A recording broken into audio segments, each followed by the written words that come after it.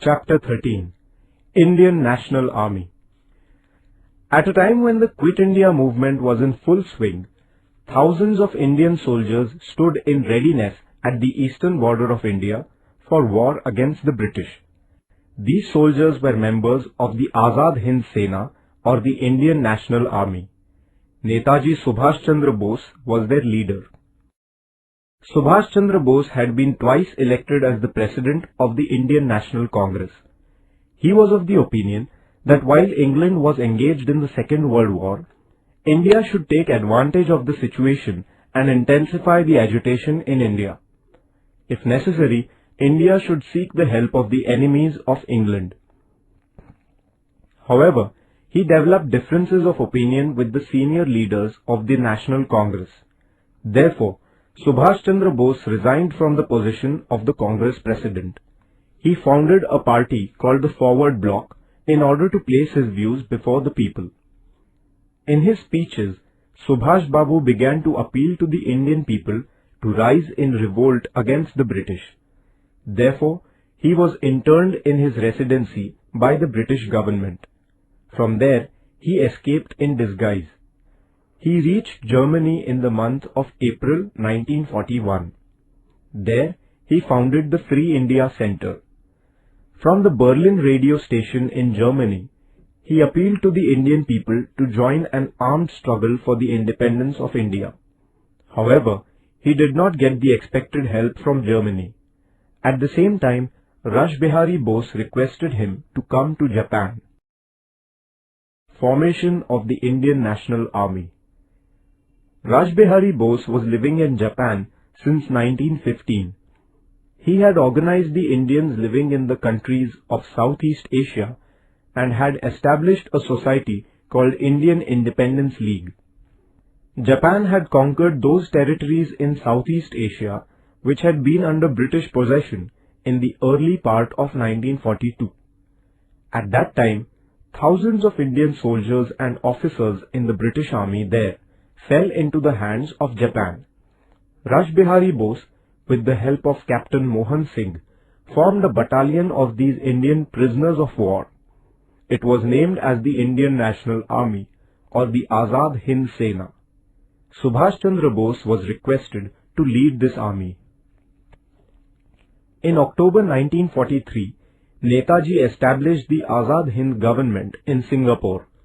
Prominent among his associates were Shahnawaz Khan, Jagannath Rao Bhosle, Dr. Lakshmi Swaminathan, Guru Baksh Singh Dhillon, and Prem Kumar Sehgal. Captain Lakshmi Swaminathan was the commander of the Rani of Jhansi regiment. The tricolor was the standard of the Azad Hind Sena. Jai Hind was their salutation. Their clarion call was Chalo Delhi. Kadam Kadam Badhaye Ja was their marching song. Subhas Chandra Bose made an appeal to the Indian people to give their lives for the cause of India's freedom. The campaigns of the Azad Hind Sena. Towards the end of 1943, Japan conquered the Andaman and Nicobar Islands and handed them over to the Azad Hind government. Netaji renamed them as Shahid and Swaraj. Arakan in Myanmar was captured in 1944. Posts on the eastern border of Assam were captured.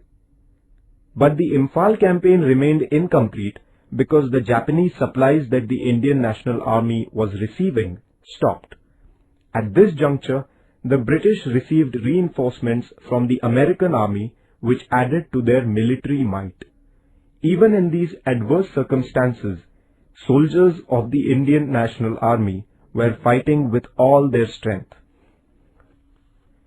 In August 1945, America dropped atomic bombs on the cities of Hiroshima and Nagasaki in Japan.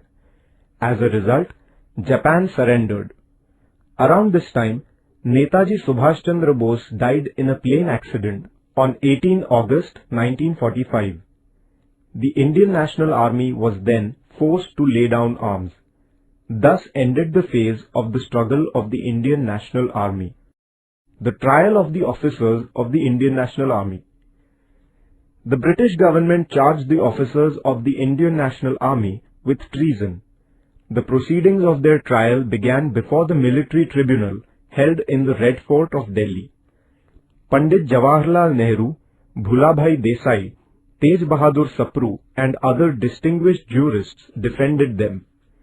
The military tribunal held the officers guilty and they were sentenced to life imprisonment. The Indian people had feelings of sympathy and pride for the Indian National Army. The punishments given to the officers by the British government gave rise to feelings of outrage against the British government among the Indian people. The British government had to suspend the sentences given by the military tribunal. The revolts of the Indian naval ratings and of the air forces. The inspiration provided by the Indian National Army caused discontent against the British power among the soldiers in the Navy and Air Force. It burst out on the British warship Talwar at Mumbai on 8 February 1946. The soldiers flew the tricolour on the warship and shouted slogans against the British power. The British government sent the army and opened fire on the naval ratings. The rebels, too, countered it with bullets. The workers and common people extended their support to the naval ratings. Finally, with the mediation of Sardar Vallabhbhai Patel, the naval ratings laid down their arms.